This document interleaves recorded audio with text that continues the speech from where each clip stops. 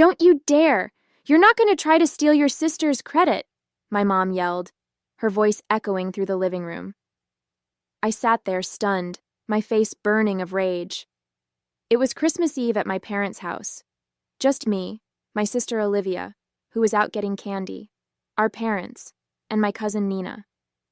The tree was lit up, the scent of pine and cinnamon filled the room, and yet all I could feel was the weight of their judgment crushing me.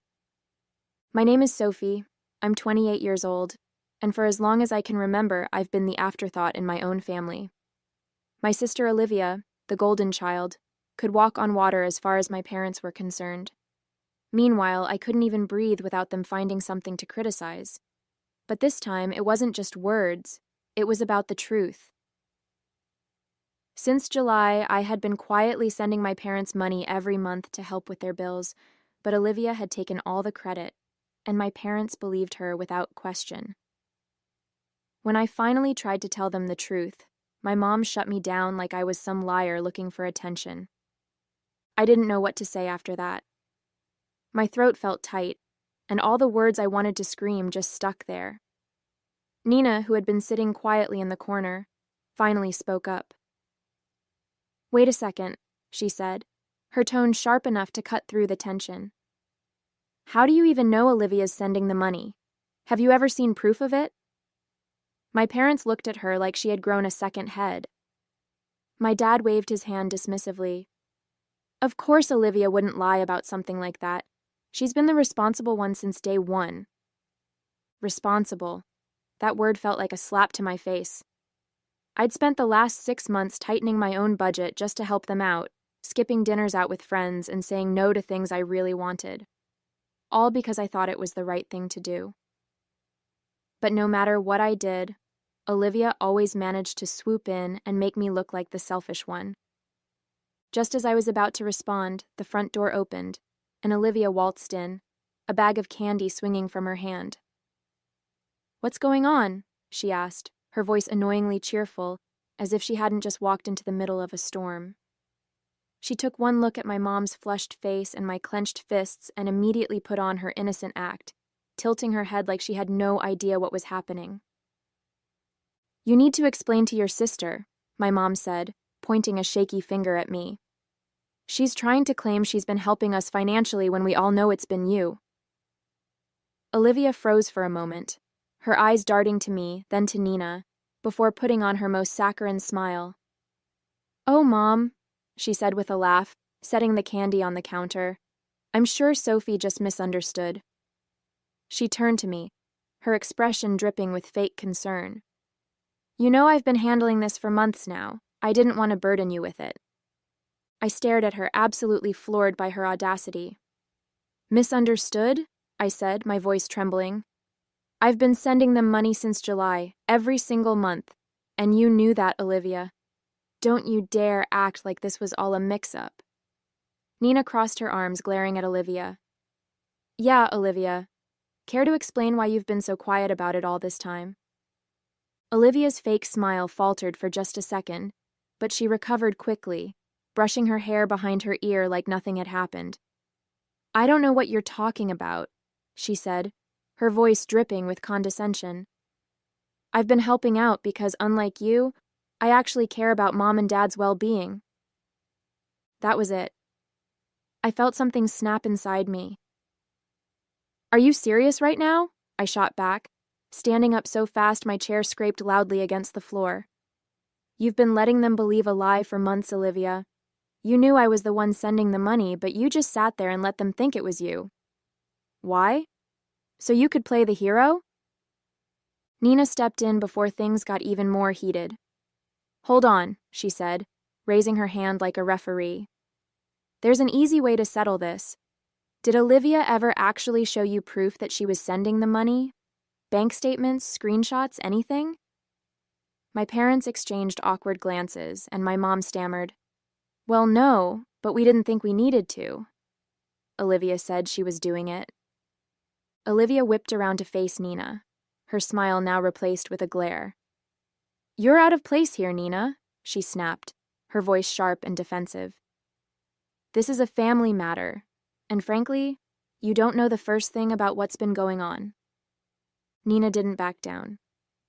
"Oh, I think I know enough," she shot back, her tone icy. "I've watched you bask in the praise for something you didn't even do, Olivia. You've been feeding them lies, and you know it." Olivia let out a sarcastic laugh, shaking her head.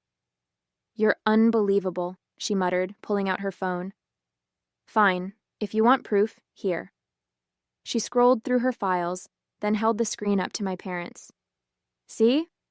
These are the receipts for the transfers I've been making, every month like clockwork." My mom's face softened as she glanced at the PDFs, but I knew better. I stepped closer, my heart pounding. "Let me see those," I said, snatching the phone from her hand before she could protest. The receipts looked convincing. Her name, the amounts, even the transaction IDs. But something about them felt off. I turned to Nina, who leaned over to look with me. "This is a lie!" I exploded, my voice shaking the walls. The room went dead silent, but I couldn't stop. "You faked these, Olivia. Don't act like you've been sending them money when you haven't sent a single dime." My chest heaved as I glared at her, daring her to deny it. I wasn't going to let her get away with this. Not this time.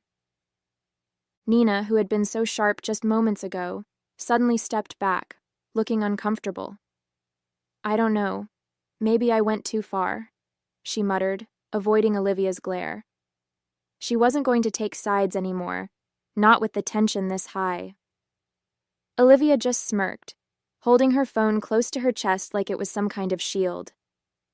"Fine," I snapped, pulling out my own phone. "You want proof? I'll show you my bank statements right now."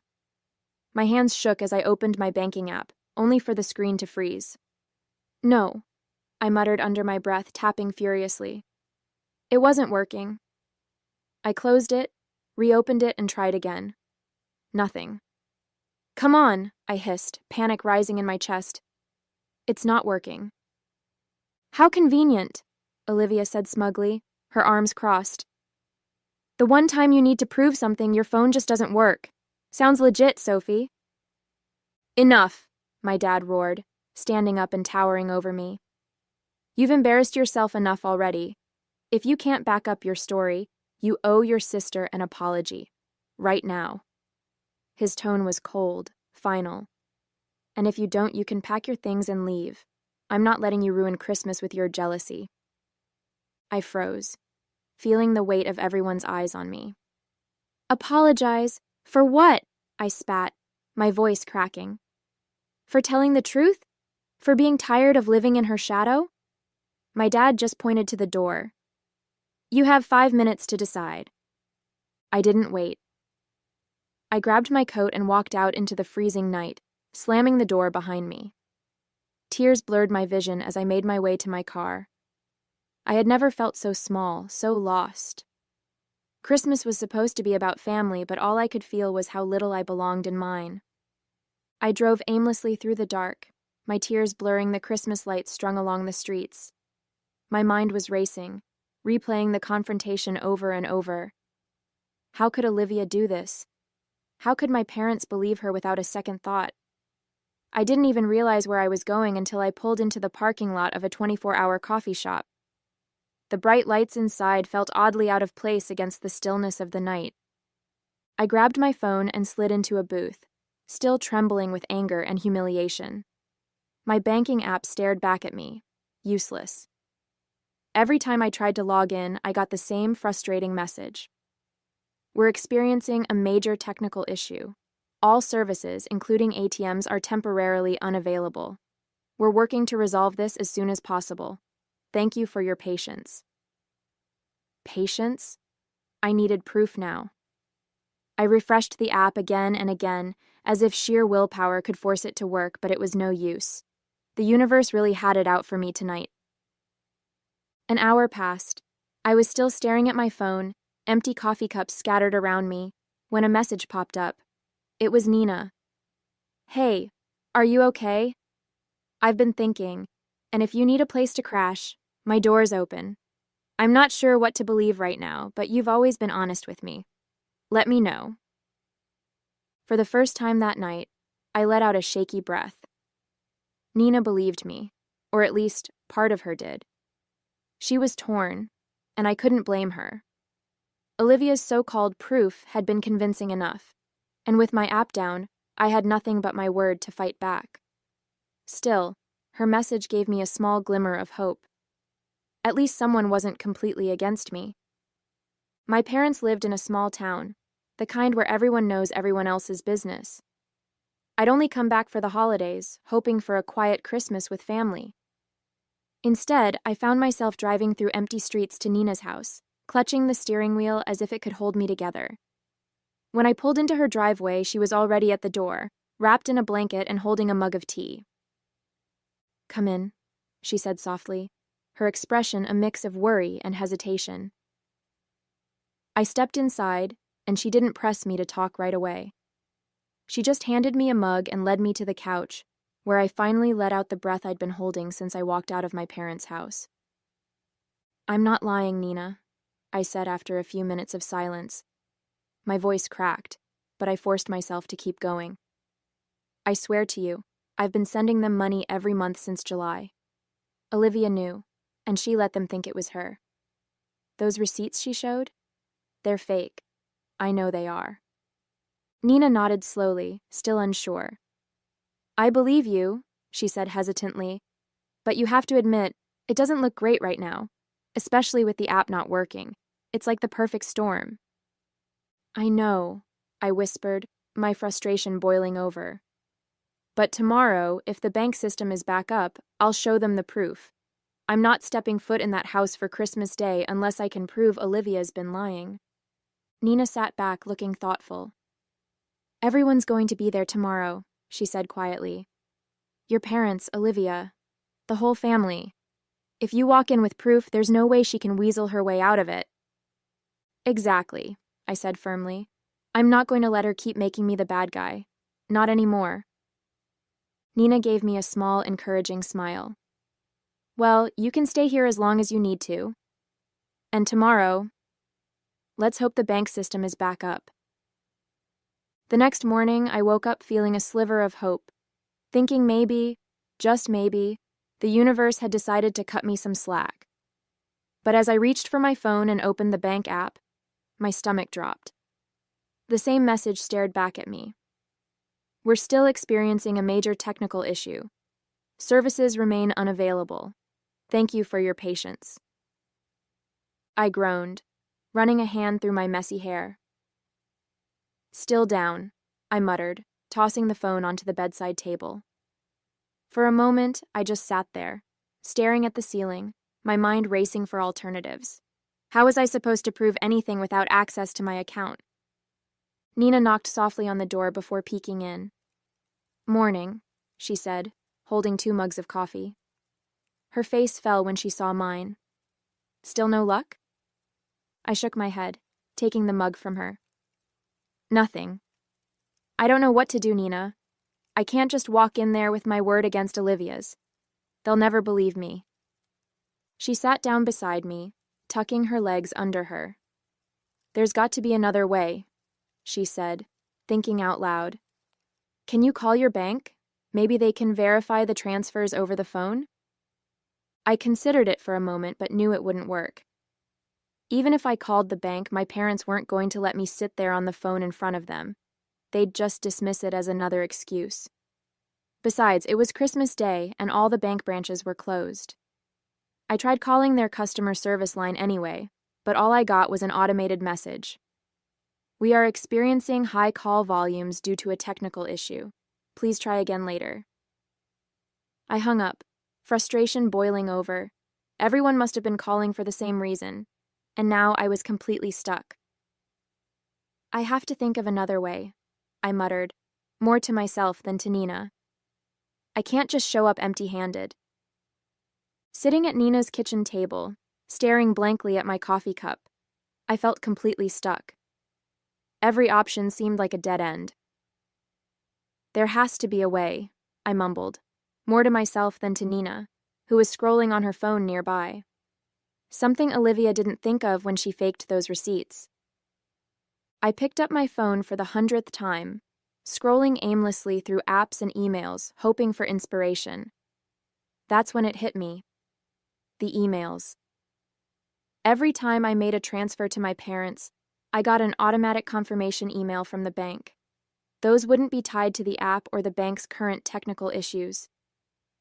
I nearly dropped my phone as I scrambled to search my inbox. It didn't take long. There they were, clear as day. Monthly email confirmations from July through December, showing the exact amounts I'd transferred, and the same account numbers linked to my parents. "Nina!" I practically shouted, spinning my phone around for her to see. "Look at this, the emails, they're all here. It's all the proof I need." Relief and determination flooded through me at the same time. Nina's eyes widened as she read over the emails, her face breaking into a smile. "You've got her now," she said, her voice steady with confidence. "There's no way Olivia can talk her way out of this." I nodded, my resolve firm. "I'm going to that house, but only with this proof in hand. If she tries to deny it, I'll show them these emails right in front of everyone." For the first time in hours, I felt like I had control again. Olivia's lies were about to unravel, and this time, I wouldn't let her get away with it. As I stared at the confirmation emails, a wave of relief washed over me, but it was quickly followed by a twinge of embarrassment. How had I not thought of this earlier? It was so obvious. But then again, I hadn't been thinking clearly since last night. I'd been too overwhelmed by the fight, the accusations, and the sheer humiliation of being called a liar in front of everyone. My mind had been spinning in 100 directions, and honestly, I was just trying to hold it together. "God," I muttered, shaking my head at myself. "I feel so stupid for not checking my email sooner. It's been sitting there this whole time." Nina reached over and squeezed my arm. "Don't beat yourself up," she said gently. "You've been through a lot in the past 24 hours. It's no wonder you didn't think of it right away. The important thing is that you found it now." Her reassurance helped ease some of the shame, though I still felt a little silly. I took a deep breath, steeling myself for what was coming next.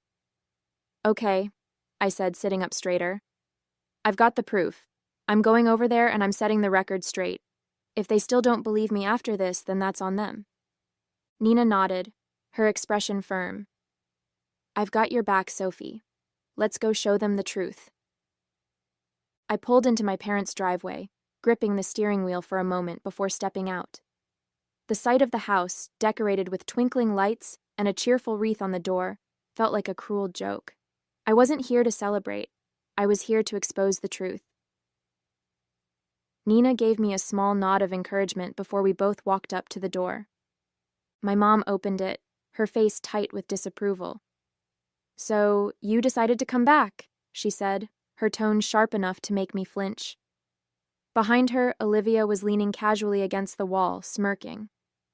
"Did you come to apologize, Sophie?" she asked, her voice dripping with mockery.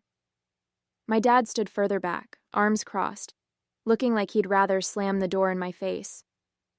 "I just want to celebrate Christmas with the family," I said softly, forcing my voice to sound apologetic. "I don't want any more drama." My mom narrowed her eyes but stepped aside to let me in.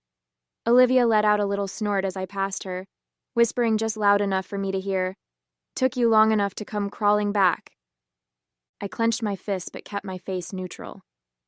Let her think I'd given up. Let them all think I was just here to grovel and move on. I played along, smiling faintly and staying out of the way as the house slowly filled with relatives. Cousins, aunts, uncles, they all greeted me warmly, none of them aware of the storm brewing beneath the surface. As we sat down for dinner, I felt my heart pounding in anticipation. I knew Olivia couldn't resist bringing up last night. It was only a matter of time before she used the moment to paint herself as the victim and me as the villain. All I had to do was wait and make sure my proof was ready. It didn't take long for Olivia to seize the spotlight. As we all sat around the table, passing dishes and exchanging polite conversation, she cleared her throat dramatically. "Well," she began, glancing at me with a smirk, "I think we all need to address the elephant in the room." The table went silent, all eyes turning toward her. She leaned back in her chair, feigning a look of concern.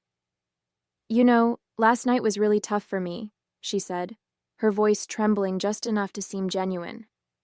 "I mean, I never thought Sophie could stoop so low as to accuse me of lying. It was honestly heartbreaking." My stomach twisted as whispers spread around the table. A few relatives were already glancing at me with disapproval, while others seemed too stunned to react. Olivia wasn't done. "I've always tried to be there for this family," she continued, laying it on thick. "Sending money every month to help Mom and Dad, never asking for recognition, and for her to turn around and call me a liar in front of everyone? It's beyond hurtful." Her performance was flawless, tears threatening to spill, voice shaking just enough to sound sincere. My parents nodded along, my mom looking particularly wounded. "You didn't deserve that, Olivia," she said, her voice firm. "We've always known you were the responsible one." The room filled with murmurs of agreement, and I felt the weight of their judgment pressing down on me. My cousins and aunts stared at me like I was the worst person in the world. I gripped my phone under the table, my pulse pounding in my ears. I had waited for this moment, but now that it was here, the pressure was suffocating. I took a deep breath, steadying my hands under the table as Olivia continued her act. When she finally paused, dabbing at her dry eyes with a napkin, I seized the moment. "That's enough," I said, my voice calm but firm. Every head turned to me, some with surprise, others with outright disdain. I stood, gripping my phone tightly. "You've had your chance to talk, Olivia. Now it's my turn." She scoffed, rolling her eyes. "Oh, here we go again." I ignored her and addressed the table instead. "I've been sending Mom and Dad money every month since July. I don't use fancy speeches, and I don't ask for recognition. But when Olivia stood there last night, claiming she was the one doing it, I couldn't stay quiet, and now I can prove it." I held up my phone, showing the email confirmations I'd found. "These are my receipts. They come directly from my bank. They show every transfer I made to Mom and Dad's account, along with the exact dates and amounts." Olivia leaned back, smirking. "Oh, please," she said, waving me off. "Anyone can fake an email these days. You really expect everyone to believe that? My receipts came straight from the app." "They're not fake," I shot back, my frustration boiling over. "And if you're so confident, let's check the dates. Mom, Dad, did you bother to check the transfer dates on Olivia's receipts last night? Because I'll bet they don't match mine." My parents exchanged uneasy glances. My dad shifted in his chair, scratching his chin. "We didn't check," he admitted. "We just assumed, and we don't use the bank app on our phones." "You just assumed she was telling the truth," I finished for him, my voice sharp. "You trusted her without a second thought, but now you have a chance to see for yourselves." I crossed my arms, daring Olivia to interrupt. "Let's go and check your ATM statements. They show the account numbers for every deposit. You don't need bank apps for that." Olivia's smirk faltered, but she quickly recovered. "Fine," she snapped. "Let them check. I have nothing to hide." My parents hesitated, clearly uncomfortable. "It's Christmas," my mom said weakly. "Do we really have to—" "Yes," I interrupted, my voice unwavering. "We do." Reluctantly, my dad grabbed his coat and the three of us left for the nearest ATM. The cold night air bit at my skin as we drove in tense silence. At the ATM, my dad pulled out his card and accessed the transaction history. Slowly, he scrolled through the dates, matching them to the statements on my phone. The moment of truth came when he clicked into the details of a July deposit. It displayed the bank account number, and it matched mine. He checked August, September. Every single one lined up perfectly with the emails I'd shown them. My mom stared at the screen, her face pale.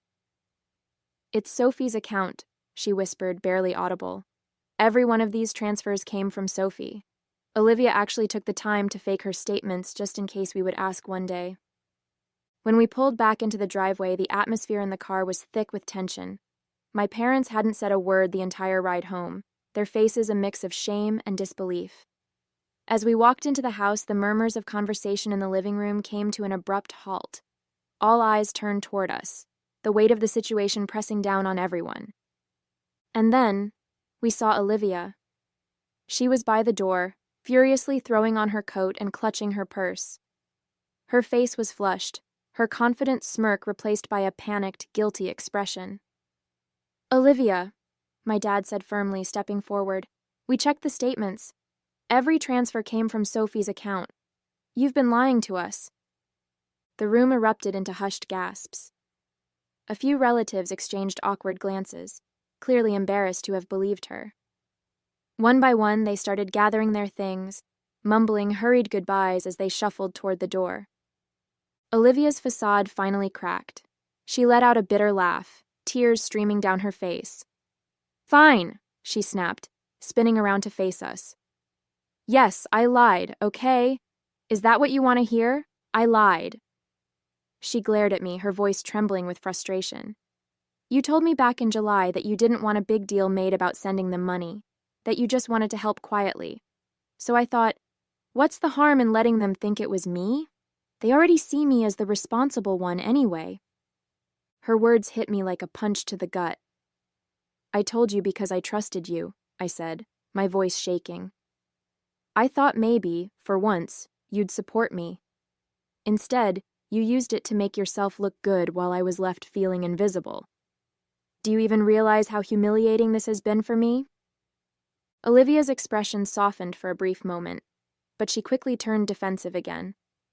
"They were never going to believe you over me, Sophie," she said bitterly.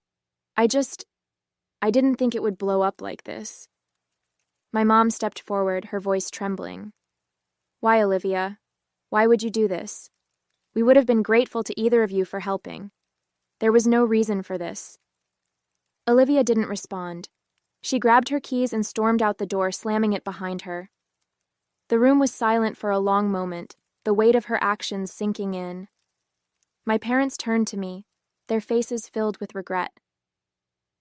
"Sophie," my dad began, his voice heavy, "we owe you an apology, a huge one. We should have listened to you, but we didn't. And we're sorry." My mom nodded, tears streaming down her face. "We've treated you unfairly for so long, and this was inexcusable. I don't know if we can ever make it up to you, but we'll try. I promise." I stood there, taking in their words, unsure how to feel. Part of me wanted to forgive them, but another part still ached from years of being overlooked.